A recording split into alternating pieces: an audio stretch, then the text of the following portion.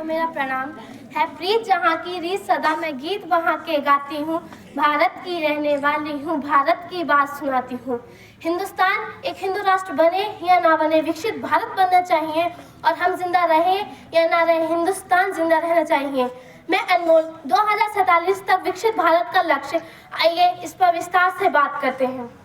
आज 2047 का विकसित भारत जो मौजूदा भारत से बिल्कुल अलग होगा, हाईटेक होगा, डेवलप्ड होगा और मॉडर्न होगा, यानी चीन, अमेरिका, यूएसए की टक्कर का होगा।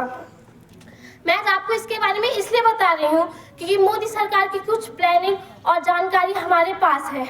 2047 का मतलब है विकसित भारत। 1947 में हमारा देश आजाद हुआ। आजाद हो जाने के 100 साल बाद एक विकसित रूप के कतार में खड़ा होगा, ऐसा दावा और वादा प्रधानमंत्री नरेंद्र मोदी का है। ये वो देश होगा जिसका सपना अटल, नेहरू, इंदिरा और मनमोहन ने भी देखा था, लेकिन इसको पूरा करने का वादा प्रधानमंत्री नरेंद्र मोदी ने लिया। 15 अगस्त 2023 को जब प्रधानमंत्री नरेंद्र मोदी लाल किले से भाषण दे रहे थे, उसी के बीच उन्होंने संकल्प लिया कि हमारा देश एक विकसित देश के कतार में खड़ा होगा।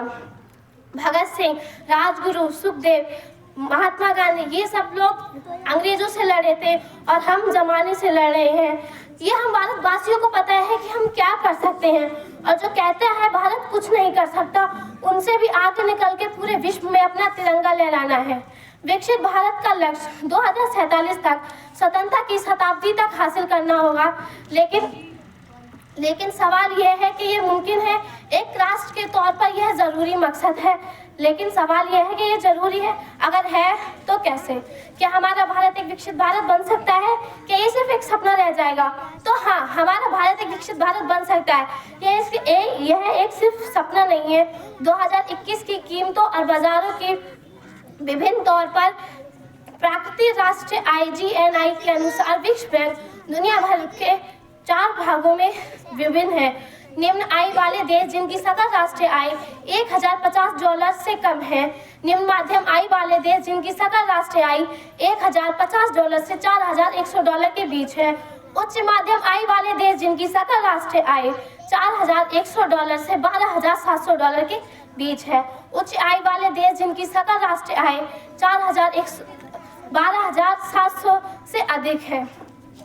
अगर देखा जाए तो 2021 में भारत की सकल राष्ट्रीय आय 2170 थी, यानी विश्व बैंक के अनुसार हमारा देश निम्न माध्यम वाले आय वर्ग में आता है। उदाहरण के लिए चीन की सकल राष्ट्रीय आय $11,890, मैग्नीशिया की $9,380, इंडोनेशिया की $4,300 और ब्राजील की $7,720।